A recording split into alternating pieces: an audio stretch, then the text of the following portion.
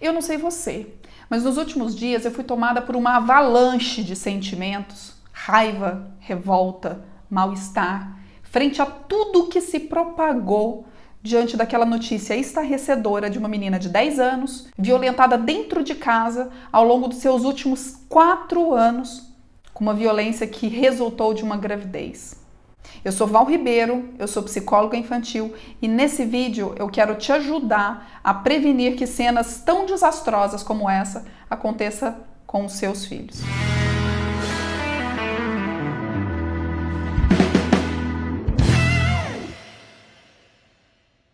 Segundo dados do Ministério da Saúde de 2019, a cada 4 meninas menores de 14 anos violentadas no Brasil, 3 delas encontram seus agressores dentro de casa, seja familiar, seja pessoas conhecidas que frequentam o ambiente da família.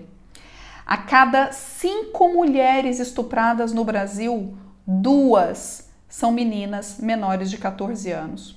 Sabe o que isso significa? Que já passou da hora, que já capengou, que já caducou. Não dá mais para a gente viver em sociedade tendo a sexualidade, as experiências sexuais, o entendimento sobre o corpo escondidos dentro de caixas fechadas, trancafiadas, vivendo como se isso fosse feio, sujo ou pecado. Feio, sujo e pecado é permitir que crianças cresçam sem saber o que significa a diferença do toque de carinho de um toque de abuso. Feio é permitir que essas crianças sejam alvo fácil, sejam presas fáceis para qualquer desajustado que não consegue se organizar, que tem as suas próprias mazelas e que acabam deixando marcas profundas e para o resto da vida na história de uma criança. E aí ainda há quem diga que educação sexual não pode ser entendida dentro de escola. Escola não pode se ocupar disso, é a família quem tem que se ocupar disso. O mesmo espaço em que 3 das 4 meninas menores de 14 anos que são estupradas no Brasil são estupradas dentro de casa por pessoas que circulam no ambiente familiar.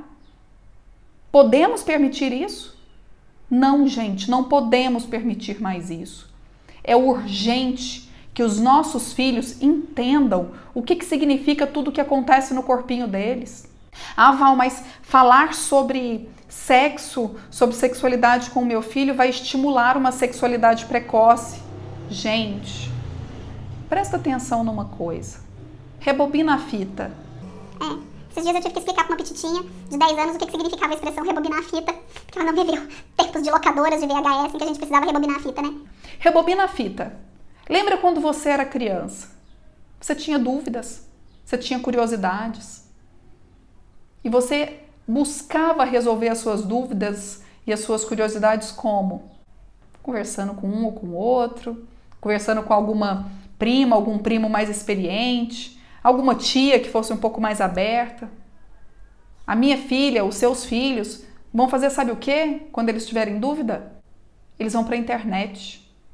Em um clique, 3 segundos, eles têm cenas as mais bizarras possíveis. Eles têm tutoriais inteiros sobre como que funciona a sexualidade humana, como que funciona o corpo. Eles conseguem ter acesso a tudo que eles quiserem assim. Agora me responde. O conteúdo que eles encontram lá na internet é um conteúdo seguro? É um conteúdo que respeita a capacidade dele de entender, respeita a maturidade emocional dele de entender o que aquilo significa? Não. Há muito tempo atrás eu sentei um dia com a minha filha. Filhinha, olha só. Falei, meu amor, qualquer coisa que você tiver dúvida, né, com relação à sexualidade, ao corpo, ao funcionamento, né, de uma vida de relação, de intimidade entre 2, 3, 4 pessoas, pergunta pra mim, tá? Não procura na internet, não. E ela me perguntou, por quê? Falei, porque na internet você vai encontrar tudo. Com a diferença que se você perguntar pra mim, eu vou te contar, eu vou te explicar sem mentir, absolutamente nada, mas eu vou te respeitar.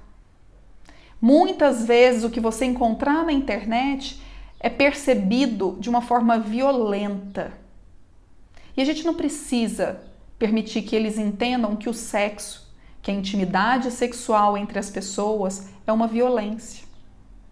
Há que se mostrar qual é a diferença entre o carinho, o afeto, o tesão e a violência. E como é que a gente explica isso? Conversando, deixando-se abertos, deixando-se claro para que eles tenham tranquilidade e confiança para entender que tudo aquilo que eles vivem é natural, gente. Passou da hora de nós, os adultos inclusive, entendermos que o sexo e a sexualidade humana é natural. A espécie chegou até aqui porque existe essa manifestação física, fisiológica, subjetiva até, sobre a sexualidade humana. Não dá mais para a gente fingir que isso não existe. Não dá mais para ficar de melindres, porque é justamente no silêncio, no tabu, no medo, que violências e atrocidades como essa menina, ela foi só um representante que caiu na mídia. Outras tantas. Existem dados no Ministério da Saúde de que menos de 10% das meninas violentadas, estupradas ou que vivem qualquer tipo de abuso sexual na infância, menos de 10% delas são notificadas. Vocês têm noção do que é isso? Menos de 10%. E por quê? Porque a gente tem medo, porque a gente se cala, porque a gente entende ainda em 2020 uma pandemia de um bicho desse tamaninho que ninguém consegue enxergar, devastando tudo. E ainda hoje a gente entende que o sexo e a sexualidade é tabu, é perigoso. Então esse é o primeiro ponto que eu preciso trazer para vocês. Primeiro ponto para entender que a única forma de prevenir que algo desse tipo aconteça com o seu filho, com a sua filha, com seus sobrinhos, com seus netos, com seus alunos, é tirando o peso do tabu das costas de uma vivência e de uma experiência que é natural da espécie humana. Certo? Combinado isso? Segundo ponto. Mas Val, vamos voltar lá atrás, né? Val, mas falar sobre sexo com meus filhos, com os meus alunos, com os meus netos, não vai estimulá-los a querer fazer mais? Não. Pelo contrário. Vamos tirá-los da fantasia, da dúvida, que aí sim o não permitido, o proibido, o errado, o transgressor, a curiosidade, essa sim pode estimular a precocidade nas experiências sexuais dos jovens. Quando as coisas estão claras, quando as cartas estão dadas, não precisa pressa. Eu gosto de um exemplo que há uns 2 anos atrás, a Maria Clara tinha 8 para 9 anos, um dia ela me perguntou: mamãe, o que é Kenga? E eu falei para ela, filha, Kenga é um nome que se dá lá no Nordeste para prostitutas. Qual foi a próxima pergunta, gente? Mamãe, o que é prostituta? Filhinha, prostituta é uma mulher que faz sexo por dinheiro. Ah, tá, tudo bem. Ela já sabia o que era sexo, porque a gente já tinha conversado. E não é aquela conversa assim, filhinho, filhinha, está na hora de termos uma aula. Não, é naturalizar o processo. Então, o assunto já era fluido dentro da nossa casa. Portanto, quando eu respondi o que era Kenga e o que era prostituta, a coisa não precisou se propagar, certo? Esse é um ponto. Outra coisa que a gente precisa levar em consideração é o seguinte: mas Val, criança tem percepção de prazer sexual? Sim e não. Vou te explicar. O nosso corpo é uma bomba de prazer, de sensações prazerosas desde os primórdios, desde que a gente nasce, tá? Nós temos várias percepções de prazer pelo corpo desde o princípio. E essas percepções de prazer, elas vão mudando ali no início, enquanto é um bebezinho, primeira infância, segunda infância, ela vai circulando pelo corpo. que é o que nós chamamos na teoria da psicanálise de fases do desenvolvimento psicossexual da criança. Mas como que é isso, Val? Bom, um bebezinho, quando toda a forma de conhecer o mundo dele é através da boca, a principal concentração de percepção de prazer está na boca. Basta você se lembrar como é que era quando você tinha um bebê no colo. Tudo que ele queria ver, ele colocava na boca. A partir do momento que ele começa a descobrir que ele consegue fazer controle dos esfínteres, lá ele consegue segurar o cocô, ele consegue segurar o xixi, ele começa a descobrir que aquela região anal é muito prazerosa também. Essa sensação do controle é muito prazerosa. Ali a criança entra na fase anal. Daqui a pouco, lá quando ela está pelos 5, 6 anos, ela entra no que a gente chama de fase de latência. Mas antes disso, ela começa a descobrir que o corpinho dela tem outras partes que funcionam muito bem, obrigada.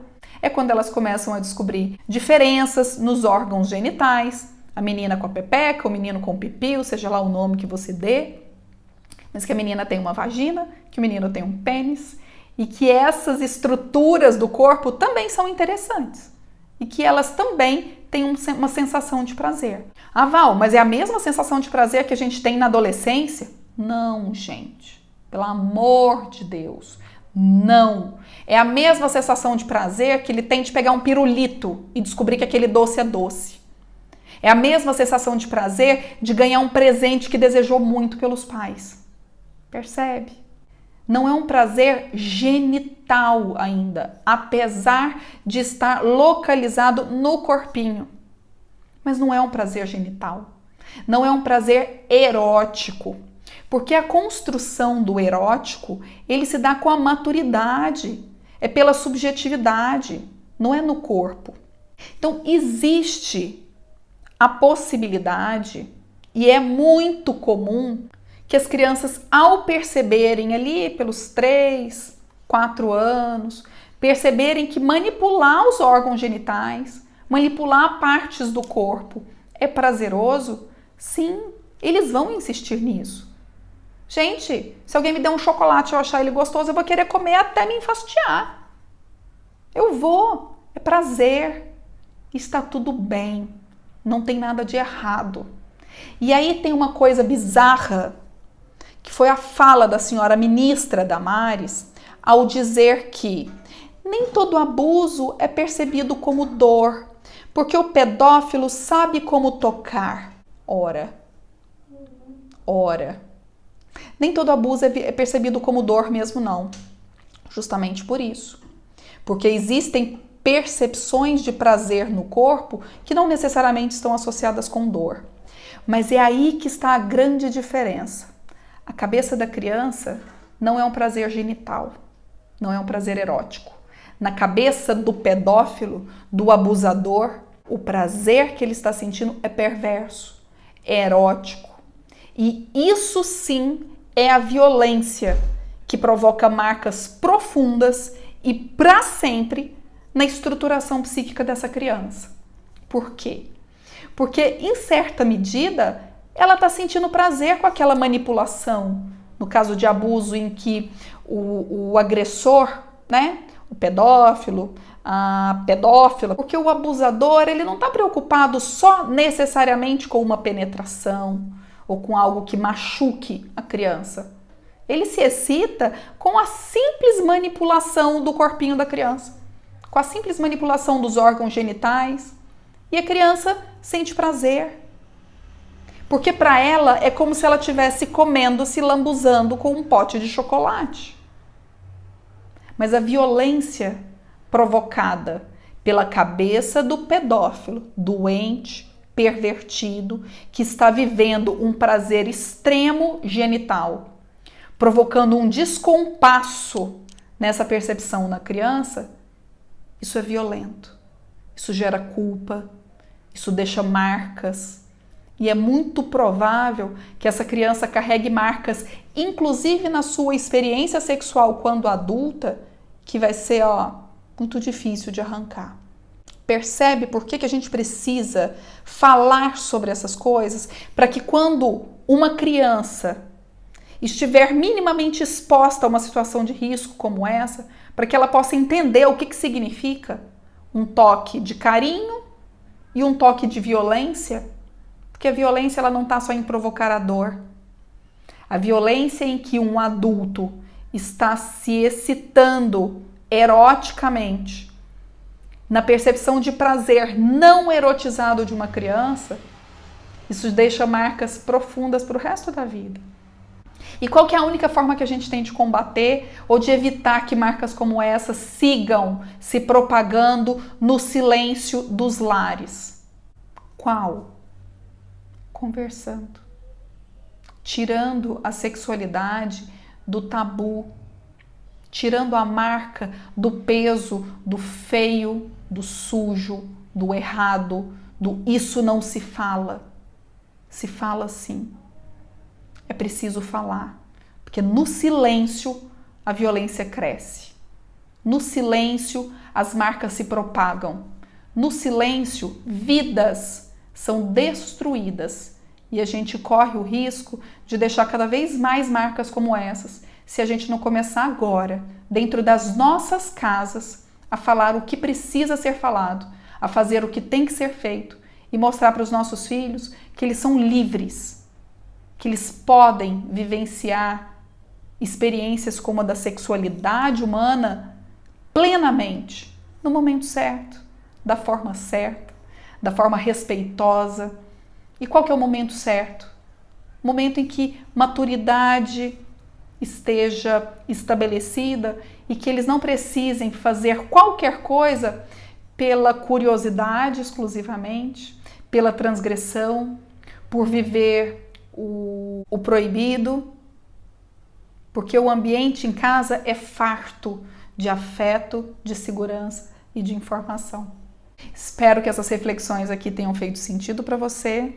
Se sim, compartilhe esse vídeo, leve ele mais longe, deixe aqui para mim os seus comentários. É muito importante entender como que a minha voz, como que as minhas reflexões fazem barulho dentro de você também. Tá bom? Até mais e até o próximo vídeo.